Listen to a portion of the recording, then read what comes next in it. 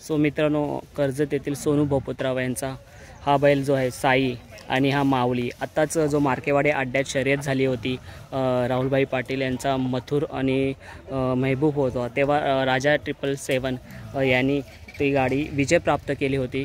तर त्यांच्याच दावणीतले ही दोन बैल पाहू शकता आपण।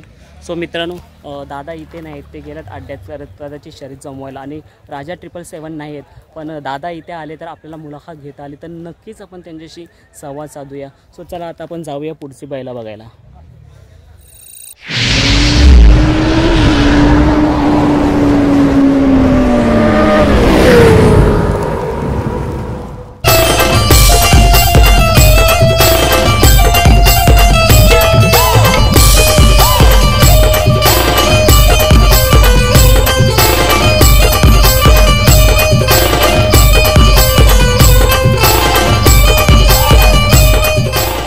आपण अड्ड्यात जेव्हा आलो होतो, सुरुवातीला आपण सोनू भोपतराव मालकांची दोन बैले दाखवली होती, समोरच आहेत दोन बैलं, आणि आपण म्हटलं होतं जेव्हा मालक येतील त्यांची तेव्हा आपण त्यांच्याशी मुलाखत साधूया।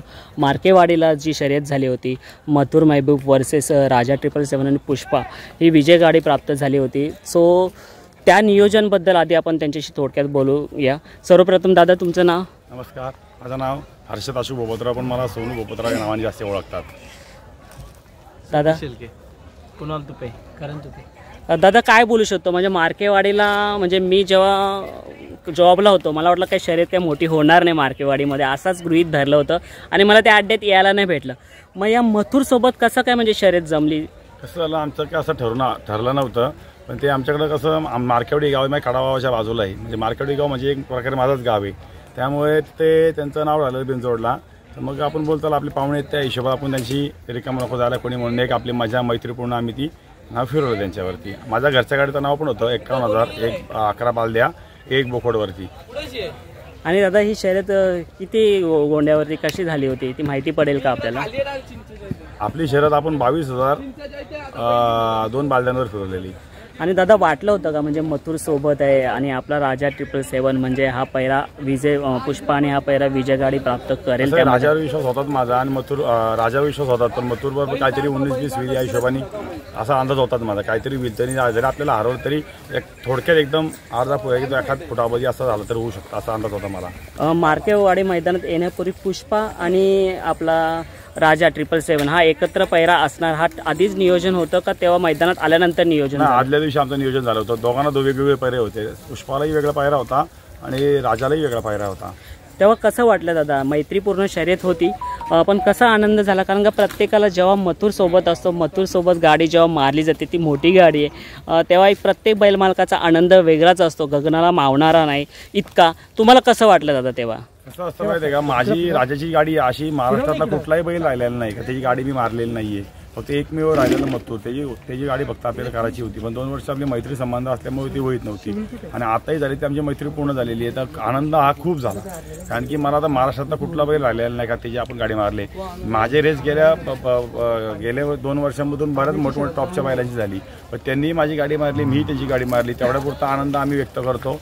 त्याच्याही नंतर आम्ही जल्लोष काय डीजे लावणं वगैरे, मिरवणूक काढणं वगैरे असं काय नसतं, मंदिरात आमच्या मंदिरात देवमन येतो तिथे, आणि मंदिरात आम्ही घरी आणतो, तसं जल्लोष वगैरे आम्ही काय करत नाहीये। दादा आता मीटिंगमध्ये जे झाले, आता तुम्ही ढोल ताशांचा आवाज केला, जो आपला नगाडा वगैरे जेव्हा शर्यत जिंकली जाते आणि तेव्हा तो वाजवण्यात येतो, त्याच्यामुळे किती फरक पडला जो आता नाही आहे अड्ड्यात?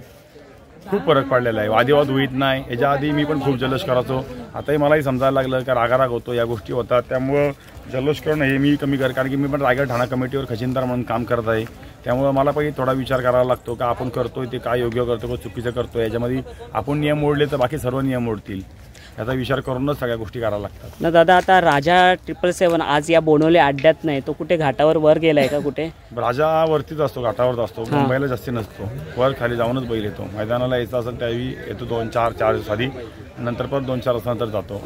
मग आता मुंबईमधल्या कुठल्या अड्ड्यात त्यांचं नियोजन असेल? जे बघूया आता पुढचं नियोजन कुठलं आहे, कारण की आता वरती पण अड्डे 2-3 जिथं राजा असतो तिथलंही अड्ड्यामधलं नियोजन आहे बैलाचं 22 तारखेचं, तिथंही काही होईल असं, तिथं गटालाही मार खाऊ शकतो, असं नाही का फायनलात राहील, असाही पहिल्या राऊंडलाही मार खाऊ शकतो, फायनलही राहू शकतो, असा अंदाज काय लावू शकत नाही। बघू इथं मुंबईमधलं कुठलं मैदान असेल तेव्हा मैदानाला फक्त मोठ्या मग मैदानाला तेव्हा पैरा चेंज असेल का पुष्पा बैलच असेल त्यावेळेस? बघूया कसं काय पैरा असं सांगू शकत नाही आता, पण आमचा तोही पुष्पाही आमचा खरंच मधात बैल आहे, दामशी साहेब यांचाच बैल आहे, म्हणजे आमचा घरचाच बैल आहे तो, पण आमचा असं काय व्यतिरिक्त लोकांचा बैल नाही, आमच्या घरचाच बैल आहे तो. दादा आता आपली व्हिडिओ खूप लेट येते, पण राजा 777 पुष्पाची मुलाखत खूप व्हिडिओ मार्फत पोहोचलेली आहे आणि सर्वांना ती माहितीच आहे. पण आता आपल्या दावणीला जर साई बैल आणि माऊली बरोबर ना, या दोन बैलाबद्दल काय बोलू शकता? आणि यांची खरेदी आपण राजाच्या खरेदीवरती नंतर येऊ, यांची खरेदी कुठे आणि कुठून केली होती आणि हे कुठले कुठे अडले आतापर्यंत? साई आम्ही पावसाळ्यात घेतलेला आहे. साईनी वरती कमीत कमी नाही मला गेलो तर 15 फायनल झालेले आहेत. 1 नंबर 2 नंबर 3 नंबर कधी 4 नंबर कधी मार्क आलेला आहे फायनलला. मुंबईमध्ये बिनजोड पण वरती टॉपच्या 2 बिनजोड वरती केलेले आहेत. इथं आल्याच्यानंतर 3 बिनजोड झालेत, 1 पडली आमची बिनजोड आत्ता मागेच.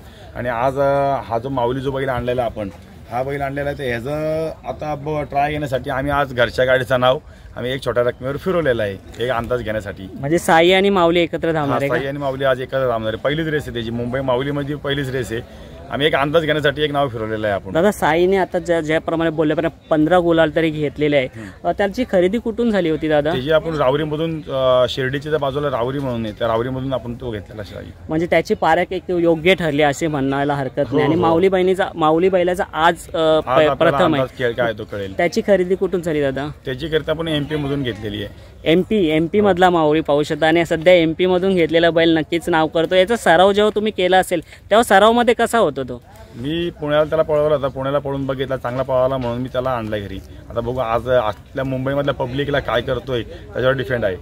दादाजी तुमची इच्छा होती की सर्व शर्यती जिंकलेल्या राजा 777 मागच्या वर्षीपासून नावाजत आहे आणि या वर्षी त्यांनी जी तुमची इच्छा होती की मथुरसोबत एक शर्यत व्हावी आणि ती जिंकावी आणि ती जिंकली, तर हा राजा 777 तुमच्या दावणीला कसा आणि कुठून आला आणि तेव्हा त्याची खरेदी कितीला केली होती? हा राजा आपण एक 6-7 वर्षापूर्वी आपण पेठ नाका इस्लामपूरमध्ये 4 असताना घेतलेला आहे, तेव्हा आपण घेतलेला आहे. आता त्याला 7-8 वर्ष झालेली आहे. आपण तो 75,000 रुपयाला घेतलेला आहे.